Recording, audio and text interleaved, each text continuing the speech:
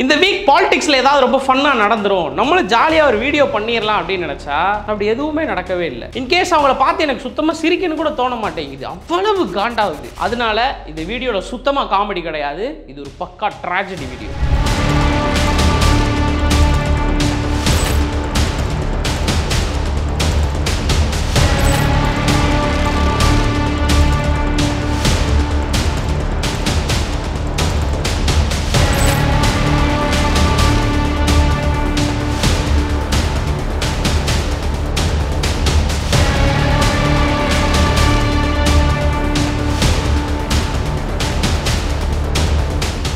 June 13ஆம் தேதி திருநெல்வேலியில் இருக்கக்கூடிய மார்க்சிஸ்ட் கம்யூனிஸ்ட் கட்சி அலுவலகத்தை ரெண்டு சாதி சங்கத்தை சேர்ந்த நபர்கள் உள்ள புகுந்து தாறுமாறா அடிச்சு உடைக்கிறாங்க. இதுக்கு காரணம் என்னன்னா, ரெண்டு வெவ்வேறு சமூகத்தை சேர்ந்தவங்க லவ் பண்ணி இருக்கிறாங்க. அவங்க வீட்டுல கடுமையான எதிர்ப்பு தெரிவிக்கவும் கம்யூனிஸ்ட் பார்ட்டி அலுவலகத்தை தொடர்பு கொண்டு நாங்க லவ் பண்றோம், எங்க வீட்டுல பயங்கரமா எதிர்க்கிறாங்க, நீங்க தான் எங்களுக்கு உதவி பண்ணணும் அவங்க கிட்ட தஞ்சம் கேட்டிருக்கிறாங்க. அவங்களும் அதன் அடிப்படையில் அவங்க ரெண்டு பேருக்கு திருமணம் பண்ணி வச்சிருக்காங்க. இதுக்கு தான் எங்க வீட்டு பிள்ளைய நீங்க எப்படி கல்யாணம் பண்ணி வைப்பீங்க அப்படின்னு இந்த சில்லறை எல்லாம் போயிட்டு இந்த சில்லறத்தனமான வேலைகளை பார்த்து வச்சிருக்கீங்க. ஒரு பார்ட்டியோடைய ஆபீஸ், நேஷனல் பார்ட்டியோடைய ஆபீஸ், அது மட்டும் இல்லாம எலக்ட்ரல் பாலிடிக்ஸ்ல பயங்கர ஆக்டிவா இருக்கக்கூடிய ஒரு பார்ட்டியோடைய ஆபீஸ் ஜஸ்ட் லைக் தட்னு ஒரு ரெண்டு பேர் உள்ள வந்து உடைச்சிட்டு போறாங்கன்னா, தமிழ்நாடு மாதிரியான ஒரு இன்க்ளூசிவ் சொசைட்டி பயங்கரமா கொதிச்சு எழ வேணாம், தமிழ்நாடு கவர்மெண்ட் இதுக்கு சிவியரான ஆக்ஷன்ஸ் எடுக்க வேணாம். ஆனா என்ன நடந்தது, அப்படியே அதை பூசி முன்னாங்க. First of all, inter caste மேரேஜ்ங்கிறது ரொம்ப இல்லீகலான விஷயம் எல்லாம் ஒண்ணு கிடையாது. தமிழ்நாடு கவர்மெண்ட்டே அதை அப்ரிஷியேட் பண்ணி என்கரேஜும் பண்றாங்க. அப்படி இருக்கும்போது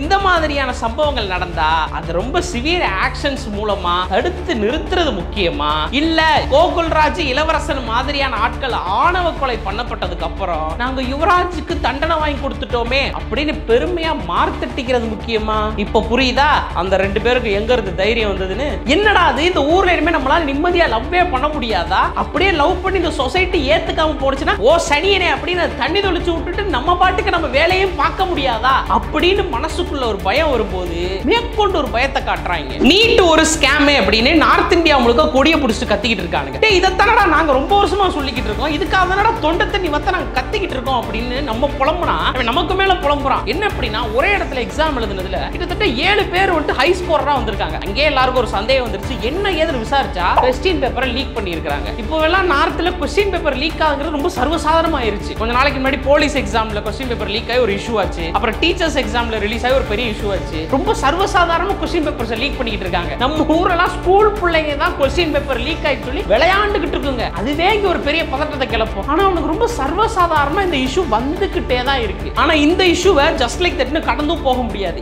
ஏன்னா நீட்டுங்கிற எக்ஸாமுக்கு அவங்க எவ்வளவு செக்யூரிட்டி செக்அப்ஸ்லாம் வச்சிருப்பாங்க நமக்கு தெரியும். கழுத்துல கிடக்கிற கலட்டு, காதுல எடுக்கிற கலட்டுன்னு உள்ள விட்டு எல்லாத்தையும் ஒண்ணு விடாம புடுங்கிட்டு தான் உள்ளே அனுப்புவாங்க. இவ்வளவு செக்யூரிட்டி செக்அப் வெளியில இருந்து உள்ள வரவங்களுக்கு பண்றவங்க உள்ள இருந்து ஜஸ்ட் லைக் தட்னு கொஸ்டின் பேப்பர் வெளியே அனுப்பி இருக்காங்க. அப்படின்றப்போ ஒரு விஷயம் நமக்கு புரியவே மாட்டேங்குது, இவனுங்க நம்மள என்ன நினைச்சானுங்க? ஜஸ்ட் லைக் தட்னு அப்படி நம்ம இதெல்லாம் கடந்து போயிடுவோம் அப்படின்னு நினைச்சானுங்களா, இல்ல காசை கொடுத்தா எல்லாமே அமைக்கிற நினைச்சிட்டானுங்களான்னு புரியவே இல்லை. இப்போ ஒரு பையன் வாக்குமூலம் கொடுத்திருக்கான். 32 லட்சம் ரூபாய் கொடுத்தான்னா முதல் நாள் நைட்டு கொஸ்டின் பேப்பர் கொடுத்தாங்கன்னா அவர் படிச்சுட்டு வந்து பகுமானமா எக்ஸாம் எழுதினாராமா. இல்ல நமக்கு ஒரு விஷயம் புரிய மாட்டேங்குது, நம்ம ஊர்ல எத்தனை பேர் இந்த நீட் எக்ஸாமுக்காக உசுர விட்டுருப்பாங்க. ஒவ்வொரு வாட்டி நீட்டால நம்ம ஊர்ல ஒருத்தர் செத்து போயிட்டான் அப்படிங்கிற நியூஸ் கேட்கும் போது உடனே பதறி போய் அது ஒரு பெரிய பிரச்சனையாகி சட்டமன்றத்துல தீர்மானம்லாம் நிறைவேற்றின பின்னாடி கூட அது போய் குடியரசுத் தலைவர் டேபிள்லயும் ஆளுநர் டேபிள்லயும் நல்லா தூங்கிட்டு இருக்கோம். நம்ம இப்படி நீட்டுக்கு எதிராக ஒரு பெரிய போராட்டமே நடத்திக்கிட்டு இருக்கோம். ஆனா அவனுங்க காசு இருக்கு அப்படிங்கிற ஒரே காரணத்துக்காக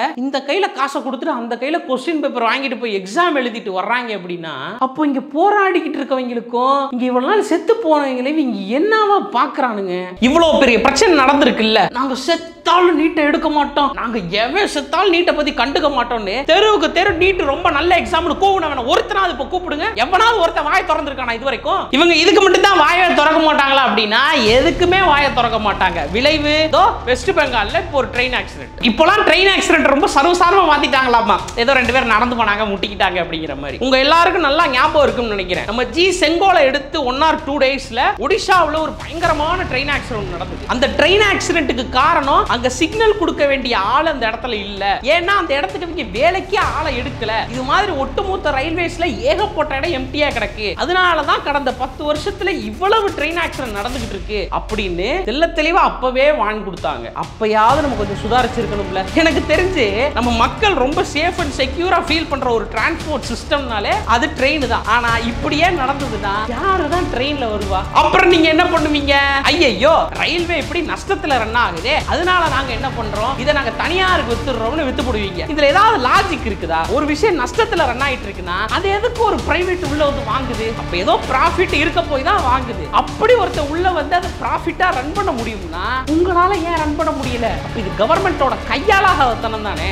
ஆக மொத்தத்துல ஒரு விஷயம் ரொம்ப தெளிவா புரியுது. எங்க அப்பனுங்க அம்பானி வாயிலையும் அதானி வாயிலையும் என்னத்தையாவது வாயில கொண்டு போய் திணிக்கிறதுக்கு எவன் உசுர வேணாலும் நாங்க காவு கொடுப்போம், எவன் வேணாலும் சாகட்டும். அதுவும் எந்த எக்ஸ்ட்ரீமுக்கு 2 ட்ரெயினை முட்டை விட்டு விளையாடிக்கிட்டு இருக்காங்க. ரொம்ப ஜாலி ட்ரெயின் விளையாடுறாங்க எல்லாரும். ஆல்ரெடி இந்த வீக்ல இவ்வளவு பிரச்சனைகள் நடந்துகிட்டே இருக்கே அப்படின்னு ஒரு ஃப்ரஸ்ட்ரேட்டட் மைண்ட் செட்டுக்கு போயிட்டு இருக்கும் போது அதுக்கு மேல ஒரு விஷயம், கிட்டத்தட்ட இது ஒரு நைட் மேர்னு தான் சொல்லணும். அவ்வளவு மோசமான விஷயம் என்ன அப்படின்னா, கள்ளக்குறிச்சியில கள்ளச்சாராயம் குடிச்சு 42 பேருக்கு மேல டெட்.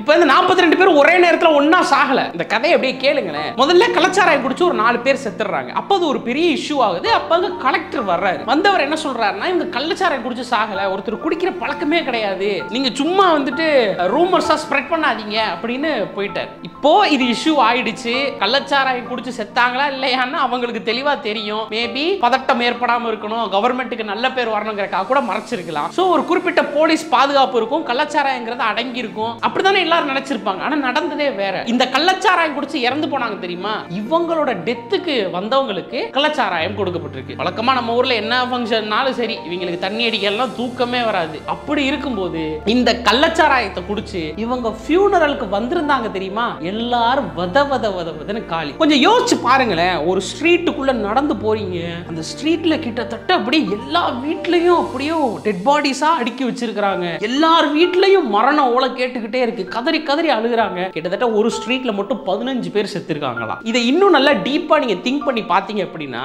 எல்லாருமே உழைக்கும் வர்க்கத்தை சேர்ந்தவங்க, டெய்லி கூலி வேலைக்கு போறவங்க, எல்லாரும் அடிப்படையா தினம் அன்னாட காட்சிகள். அப்படி இருக்கும்போது பெரும்பாலும் கிராமப்புறங்கள்ல வருமானம்ங்கிறது ஆண சார்ந்து தான் இருக்கும். பெண்கள் ஓரளவு கான்ட்ரிபியூட் பண்ணாலும் பெரும்பாலும் ஆண சார்ந்து தான் இருக்கும். இப்ப நீங்க யோசிச்சு பாருங்களேன், ஒரு குடும்பம் வந்துட்டு அப்பா இல்லாம போயிருச்சு, ஒரு கணவர் இல்லாம போயிட்டாரு, இப்படி ஒரு கிராமமே 42 குடும்பம் தவிக்குது அப்படின்னா இது எவ்வளவு மோசமான விஷயம். இதுக்கெல்லாம் காரணம் என்ன?